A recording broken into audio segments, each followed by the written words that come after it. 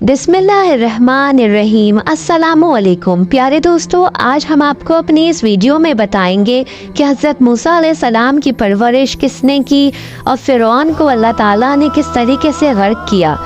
हज़रत मूसा अलैहिस्सलाम की पैदाइश के बाद उनकी वालदा ने उनको छुपा कर रखा।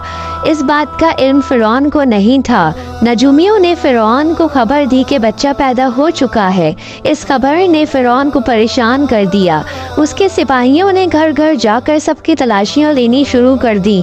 हज़रत मूसा अलैहिस्सलाम के भाई हज़रत हारून साले ईमान में पैदा हुए थे और हज़रत मूसा अलैहिस्सलाम कत्ल वाले साल में पैदा हुए।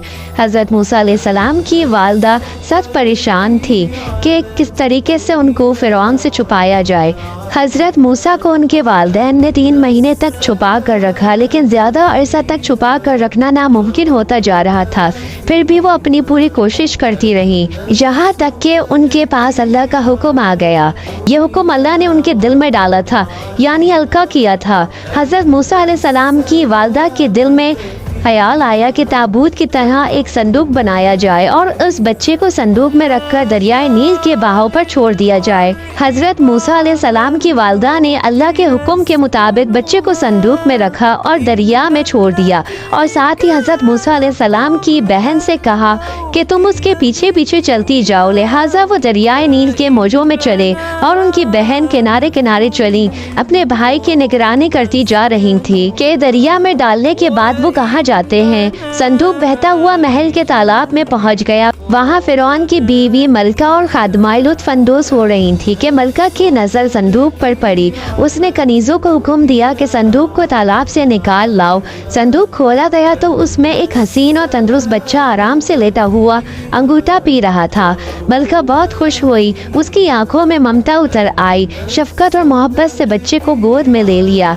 मलका ने सोचा कि इस बच्चे को बेटा बनाकर पाला जाए। महल में गई। महल में किसी ने खदशा जाहिर किया कि ये बच्चा महल में बादशाह की सल्तनत को ख़त्म करने का सबब भी बन सकता है। फ़िरौन के दिल में भी ये ख्याल आया कि ये बच्चा बनी इसराइल का वो लड़का ना हो जिसके बारे में नजूमियों ने पेशगोई की थी। लेकिन फ़िरौन की बीवी ने कहा, ये भी तो हो सकता है कि ये बच्चा हमारी आंखों की ठंडक बने या हम उसको अपना बेटा बना ले। इस पर फ़िरौन ने कहा, ये सिर्फ तेरा बेटा बन सकता है, मेरा नहीं। मैं नहीं चाहता बनी इसराइल के यहाँ का कोई भी बच्चा मेरी निगरानी में पले। ये तेरी ही आंखों की ठंडक है। हज़रत इब्ने अब्बास फरमाते हैं कि अगर फ़िरौन ये बात कह देता कि ये मेरी भी आंखों की ठंडक है तो क्या पता अल्लाह ताला फ़िरौन को भी हिदायत दे देते।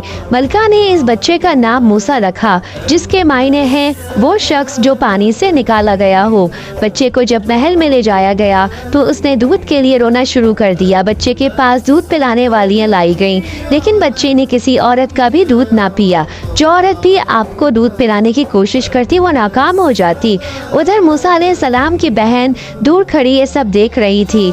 हज़रत मूसा अलैहिस्सलाम की बहन फ़िरौन की बीवी के पास आई और कहने लगी, मैं तुम्हें ऐसा घर ना बताऊं जो इस बच्चे की तुम्हारे लिए परवरिश करे और उसकी खैरख्वाह हो, इसलिए वो एक गरीब घराना है। जब मुझे मालूम होगा कि बच्चा फ़िरौन के घर से आया है तो वो इनाम व इकराम मिलने की उम्मीद की वजह से उसका ख्याल रखेंगी।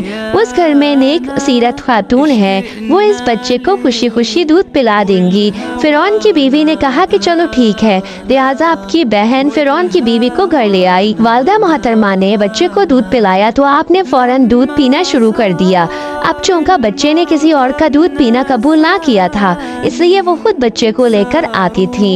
इस तरह हज़रत मूसा अलैहिस्सलाम की वालदा का बेहद एहतराम होने लगा। उस तरह हज़रत मूसा अलैहिस्सलाम शाही महल में परवरिश पाकर जवान हो गए और पूरे तवाना हो गए। लिहाजा अल्लाह ने आपको नबूवत के मनसब पर फाइज किया। आपने बनी इसराइल को फ़िरौन से आज़ादी दिलाई और मिस्र से निकल गए। फ़िरौन बनी इसराइल को ख़त्म करने के लिए लश्कर लेकर रवाना हुआ। जब बनी इसराइल बहरे अहमर के करीब पहुँचे तो अल्लाह ताला ने उनके लिए दरिया के बीच से रास्ता खोल दिया। ये वही मौका था जब फ़िरौन का वो ख्वाब पूरा होने वाला था और उसकी बादशाहत और लाओ लश्कर तबाह बर्बाद होने वाली थी।